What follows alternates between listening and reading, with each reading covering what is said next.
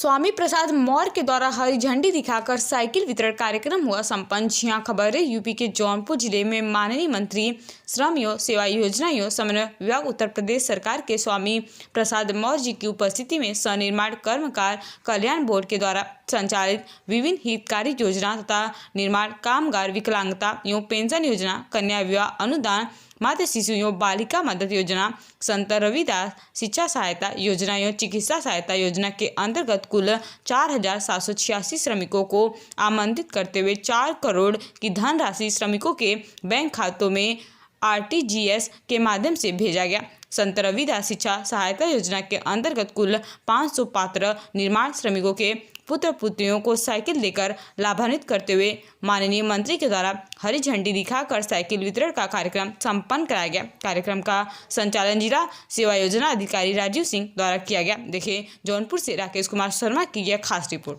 संकल्प है सबका साथ, सबका विकास, सबका विश्वास, सबका प्रयास।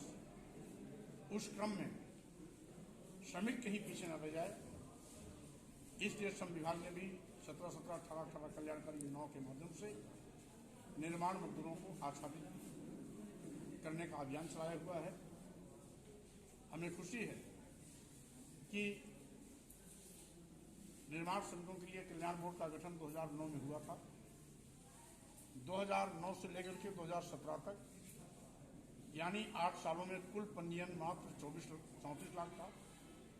हमने 4.5 साल में उस पंजीयन को 1 करोड़ 30 लाख के पार पहुंचा दिया।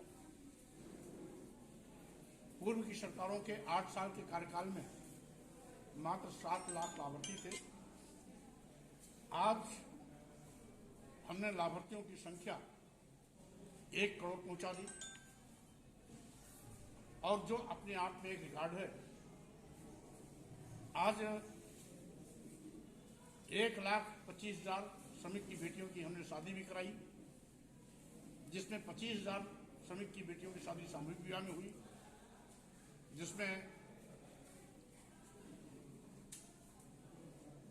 अधिकतर सामूहिक विवाह के कार्यक्रमों में माननीय मुख्यमंत्री जी, हमारे सरकार के कई मंत्रीगण और सांसदगण, विधायकगण उपस्थित होते रहे। और यहाँ तक कि कहीं कहीं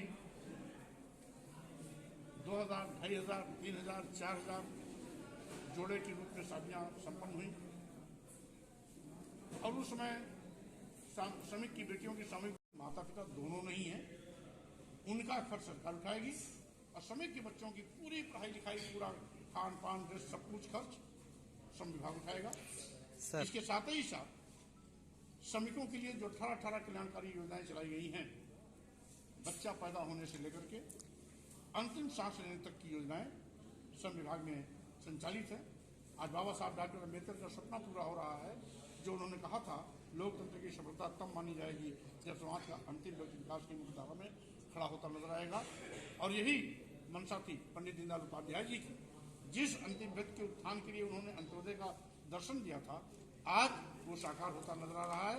इन दोनों महापुरुषों का सपना साकार हो रहा है। इसलिए मैं कहना चाहता हूं कि आज मोदी सरकार और योगी सरकार ने जो समाज के हर जरूरतमंद तक अपनी योजना लेके पहुंची है, चतुर्दिक विकास के माध्यम से उत्तम प्रदेश और सशक्त राष्ट्र के निर्माण में अहम भूमिका निभाई है। श्रम विभाग में उस दौर में शामिल है। कल प्रधानमंत्री जी के पंजाब में घटना घटित हुई है मोदी जी के साथ, उस पर कुछ कहना है आप? क्योंकि माननीय प्रधानमंत्री जी ने स्वयं जब ट्वीट कर दिया, उनकी सुरक्षा में जो सेल लगी उसके बारे में क्या? स्वाभाविक रूप से प्रधानमंत्री, राष्ट्रपति, ये हमारी राष्ट्रीय धरोहर है। उत्कृष्ट कोटि की सुरक्षा व्यवस्था इनके लिए प्रावधानित है। जिस भी प्रदेश में जाते हैं, सरकार कोई भी हो, क्या चौमन सुरक्षा व्यवस्था करती है।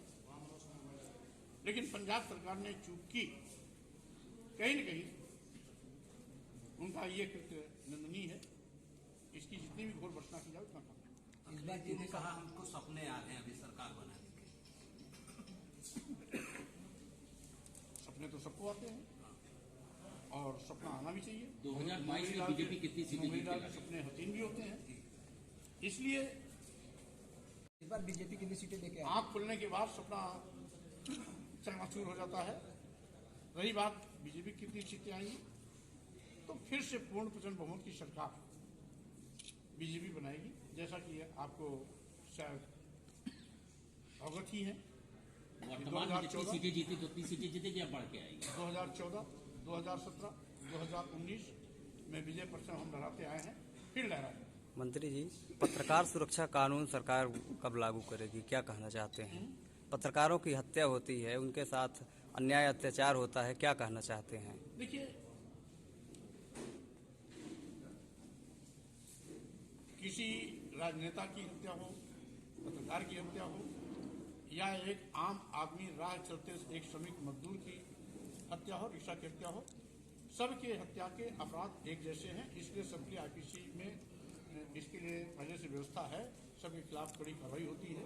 इसलिए व्यक्ति विशेष के लिए कोई अलग से कानून बनाए जाने की व्यवस्था हमारे भारतीय संविधान के द्वारा अनुमति नहीं है। सर, सरकार लोकतंत्र का चतुर्थ स्तंभ बताती है पत्रकारों को। उसका हम सम्मान करते हैं। मंत्री जी, एक सोशल मीडिया पे चल रहा है कि स्वामी प्रसाद मौर्य जी सपा ज्वाइन करने वाले, इसका क्या है? ये तो 4 महीने से चल रहा है, तो चल रहा है, चलता रहता है। बाबूजी, वहाँ कार्यक्रम हो देखा है कि हम विधानसभा चुनाव लड़ेंगे और हर जगह कृष्ण की मूर्ति भेंट कर रहे हैं पीएम मोदी को। और सीएम योगी नहीं, देखो एक चीज, योगी जी उत्तर प्रदेश के मुख्यमंत्री, मोदी देश के प्रधानमंत्री। स्वाभाविक रूप से जब भी उत्तर प्रदेश में प्रधानमंत्री जी आएंगे, वो हमारे प्रदेश के लिए अतिथि हैं। और अतिथि का सम्मान हमारी संस्कृति में है।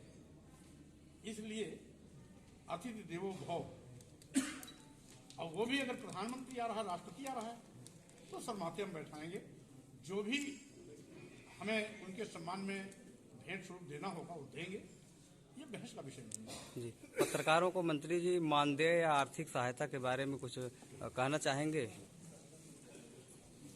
कार्यक्रम वहाँ बाबूजी हो गया है, वो मंत्री जी, साइकिल वाला हो गया है। मंत्री जी कुछ बताएं, क्योंकि कुछ मानदेय के बारे में कहना चाहेंगे, कुछ सरकार विचार करेगी इस पर? इसको पत्रकारों को, अरे पत्रकार को जिस प्रेस में रहते हैं उस प्रेस से मिलता है, जिस मीडिया में रहते हैं उस मीडिया से मिलता है। सरकार जैसे कुछ